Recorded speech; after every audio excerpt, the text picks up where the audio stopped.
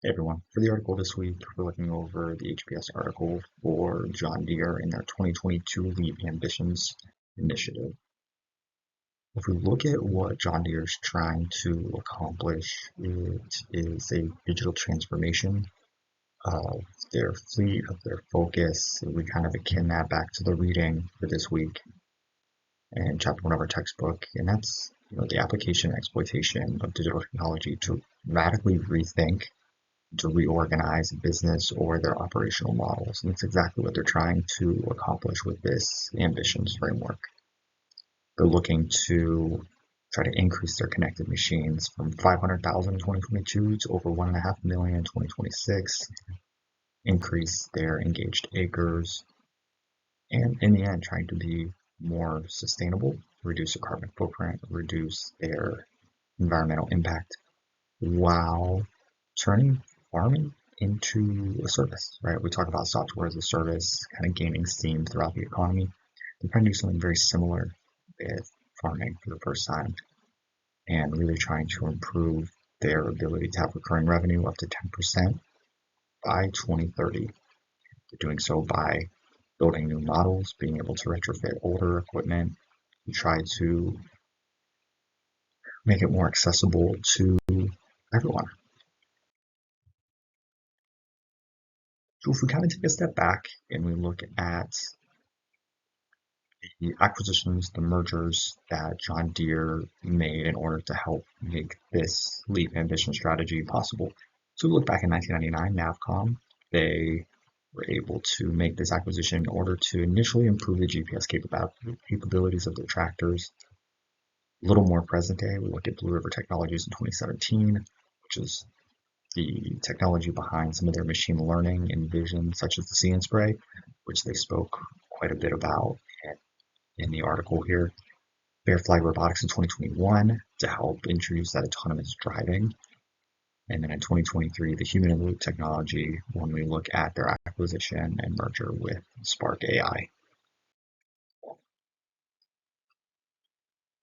When we bring this all together, they're looking to make agriculture more precise, autonomous, trying to take AI and tech to an industry that historically has been very manual, very human-driven, very labor-intensive. The advancements in this technology is able to improve their efficiency. So we spoke about the See and Spray, but I was able to reduce herbicide usage by 66%, which can reduce carbon emissions, which can reduce the environmental impact pretty significantly. Not just with that, but also in terms of cost savings, right? We're using less chemicals, less equipment to do the same job, less labor even. A big part of this, and to make it accessible, was their ability to retrofit older equipment. We know John Deere is a market leader. They have some of the most, if not the most, volume of machines in the market across the world right now. So the ability for them to be able to add these in is a huge win in terms of being able to make it more accessible. And then as they look at building forward, they're making sure that all these new tractors that come out, whether it's, commercial or small home level, to be autonomous, to be battery powered, to be connected, so they can try to grab the market share of what they already have, as well as build forward with that cutting edge tech. One of the big problems they're running into is, adoption by these farmers. So, the average farmer is 58 years old. They're what they consider a small farm. 90% of farmers in the U.S. Have a gross cash income of less than 250,000. So, in order to even adapt their current machinery, is really high capital. It's really hard for them to be able to join in on this future, this precision, this efficiency, because the startup costs are so high. It's a very high barrier to entry. And then on top of that, that average farmer doesn't understand the data. They have concerns over storage and the privacy of the data. They have issues with software slowness. Navigation interfaces can be difficult at times. And their competitors, Boda, with their merger of Blue White, and also work 24/7, and it could be roughly 1/5 the cost of what John Deere is offering at this time. McKinsey and Company did a study in 2023. They looked at about 500 US farms, and they found that 25% were using this precision agriculture hardware, which at the beginning of leaf ambitions, 25% is a pretty strong number. Problem gets to be that only 3% had planned to adopt new hardware or software over the next 2 years, which greatly cuts into where this strategy is headed.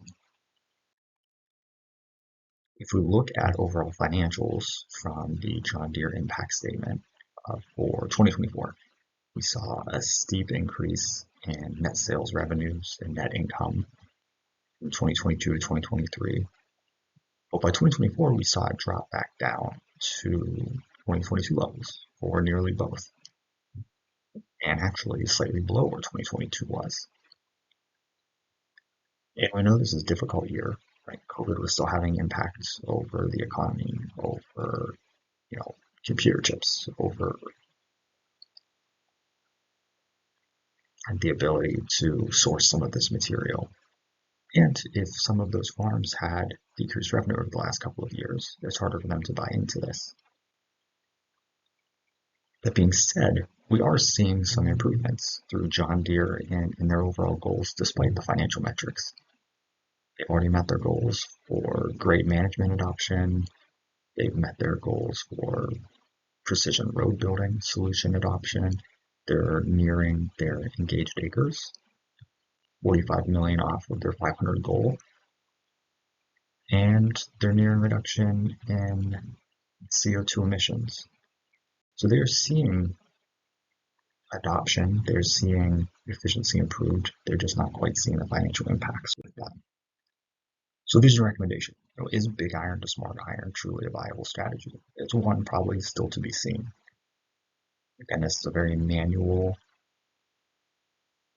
physical industry that's hard to adopt, especially when most of those individuals doing this outside of large commercial farms have some resistance to change. So a big recommended action would be to have consistent training, consistent support for farmers trying to integrate the tech, make it very accessible to them, make there be separate tier levels. So those larger commercial firms can maybe have a higher level of membership with more data, and we can have lower levels for some of those smaller farms to make it more accessible. John Deere is known to be very reliable. We need to make sure that reliability remains. If they're unable to maintain reliability, that increased startup costs, increased repair costs are going to price a lot of those farms out of the market. We need to find ways to minimize the startup costs with those lower tiers. We need to make the data analysis more user-friendly.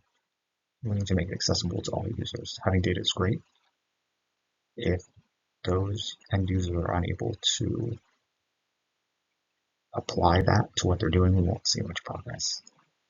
Overall, it's a great vision, and I think there is a lot of room for growth. I work in healthcare, and we are also historically not an AI-dominated field. We are seeing it every day. No field, no service, no industry is not able to be improved by tech and AI. It's a matter of finding that right way to implement it. And I think John Deere is off to a good start. They just need some tweaks along the way. Here are my references. Thank you.